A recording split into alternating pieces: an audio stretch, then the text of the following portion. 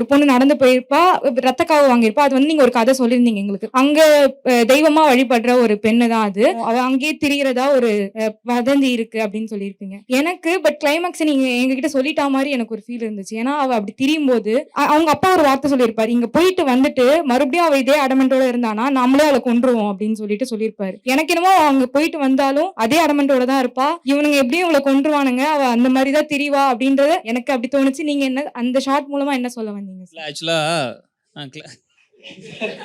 இல்ல சார், எனக்கு பர்சனலா அப்படி தோணுது. பட் நீங்க அந்த ஷார்ட் மூலமா என்ன சொல்ல வந்தீங்க? அது ரொம்ப ஃப்ராங்கா சொல்றேன். நீங்க ஆல்மோஸ்ட் கிளைமேக்ஸை கண்டுபிடிச்சிட்டீங்க. எனக்கு ஆக்சுவலா எமோஷனல் ஆயிடுச்சு. அதனால தான் நான் சிரிச்சு மழுப்புனேன்.